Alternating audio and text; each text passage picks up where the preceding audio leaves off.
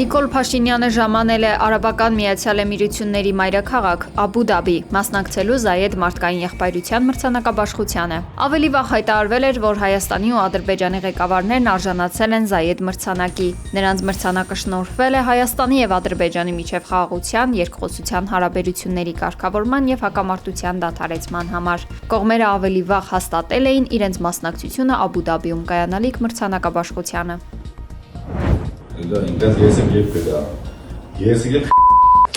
Համացանցում մեծ աղմուկ է բարձրացրել լրագրող Սյուզի Բադոյանի հրապարակած սկանդալային տեսանյութը, որտեղ քաղաքացում բռնության են ենթարկում, հայոյանքներ հնչեցնում։ Ըստ լրագրողի աղբյուրների, տեսանյութում խոշտանգվող տղամարդը ենթադրյալ հանցագործի հարազատն է։ Նրան բռնության են ենթարկել, որպեսզի կասկածյալը ներկայանա իրավապահներին։ Սյուզի Բադոյանը հայտնել է, որ ըստ իրեն փոխանցված տեղեկությունների, խոշտանգումն իրականացվել է ոստիկանության Երևանի վարչության պետ Հայկ Հարությունյանի գիտությամբ եւ բաժիներից մեկի պետ Ռազմիկ Գասպարյանի թողտվությամբ։ Իսկ ցուցմունքը խոշտանգման եղանակով կորձել է քրեական օպերլիազոր Հայկ Հակոբյանը։ Միջադեպի վերաբերյալ ներքին գործերի նախարարությունը հայտարարություն է տարածել, նշելով, որ անձին բռնության իրականացրած եւ հայոյանքներ հնչեցրած ոստիկանի լիազորությունները կասեցվել են։ Ներքին գործերի նախարարի խոսնակ Նարեկ Սարգսյանը հայտնել է, որ նշանակվել է ծառայողական քննություն եւ առերևույթ հանցագործության վերաբերյալ արդեն տրվել է հաղորդում։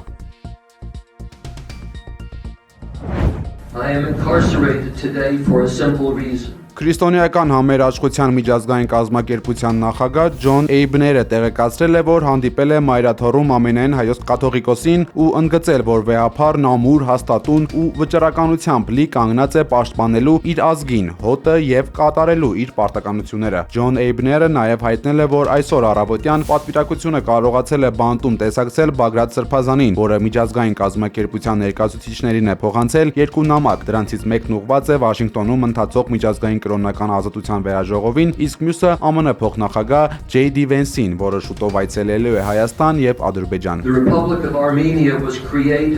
Այսօր առավոտյան նաեւ կարողացանք բանտում տեսակցել Բագրատ Գալստանյանին։ Նա նույն բանտախցում է, որտեղ 1937 թվականին սպանվել է հենց իր անունը կրող Բագրատ arczepiskopos Վարդազարյանը խորհրդային ուժերի կողմից։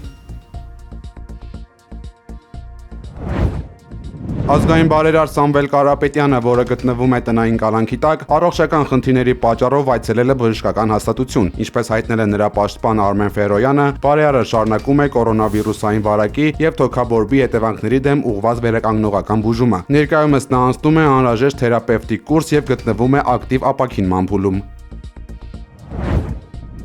Արաբական ծովում ամերիկյան F-35C կործանիչը խոցել է իրանական Շահեդ 139 անօդաչու թռչող սարքը, որը մոտեցել էր Աբրահամ Լինկոլն ավիակրին։ Ըստ ԱՄՆ կենտրոնական հրամանատարության միջադեպի հետևանքով ամերիկյան կողմը մարդկային կամ տեխնիկական կորուստներ չի կրել։ Ժամեր անց իրավիճակը սրվել է նաև Հորմուզի նեղուցում, որտեղ իրանական ուժերը փորձել են արգրավել ամերիկյան առևտրային նավ։ Ռազմական այս բախումները տեղի են ունենում Վաշինգտոնի եւ Թեհրանի միջև միջուկային բանակցությունների վերսկսման ջանքերի եւ տարածաշրջանում Միացյալ Նահանգների զինուժի ընդլայնված ներկայության ֆոնին։ Իրանը հանդես է եկել Միացյալ Նահանգների հետ բանակցությունների վայրն ու ձևաչափը վերանայելու նախաձեռնությամբ, առաջարկելով հանդիպումները Ստամբուլից տեղափոխել Օման։ Ըստ Axios պարբերականի աղբյուրների Թեհրանը ձգտում է գործընթացին հաղորդել բացառապես երկկողմ բնույթ, հրաժարվելով արաբական ու մուսուլմանական մի շարք երկրների դիտորդների ներկայությունից։ Այս մարտավարության նպատակն է քննարկումների օրակարգը սահմանափակել սոսկ միջուկային խնդիրներով ու խուսափել տարածաշրջանային պետությունների համար առաջնահերթություն համարվող հրթիռային ծրագրերի ու հովանավորյալ խմբավորումների հարցերի արձարծումից։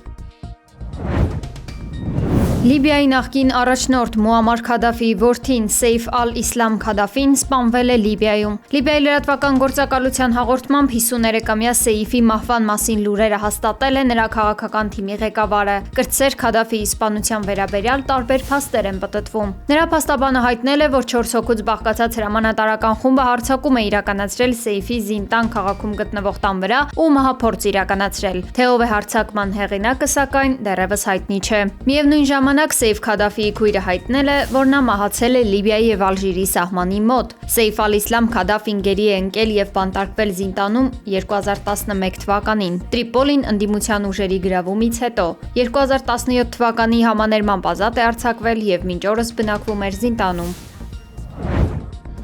Ռուսաստանը բալիստիկ հրթիռներով լայնածավալ հարվածներ է հասցրել Ուկրաինայի էներգոհամակարգին, անտեսելով Միացյալ Նահանգների առաջարկած խաղաղության նախաձեռնությունները։ Նախագահ Զելենսկին ՆԱՏՕ-ի գլխավոր քարտուղար Մարկ Ռյուտեի հետ քննարկել է իրավիճակը։ Նա ընդգծել է ակոթային պաշտպանության համակարգերի արագ մատակարարման եւ Եվրոպայում ամերիկյան զենքի արտադրության կարեւորությունը։ Այս հարձակումից հետո Կիևը վերանայում է իր բանակցային ռազմավարությունը։ Ուկրաինան կարծում է, որ Մոսկվան դադարն օգտագործում է ուժերը վերազինելու համար։ Կիևը նաեւ պատրաստվում է շտաբ խորհրդակցություններ անցկացնել Վաշինգտոնի հետ Ռուսաստանի քայլերին համարժեք պատասխան մշակելու նպատակով։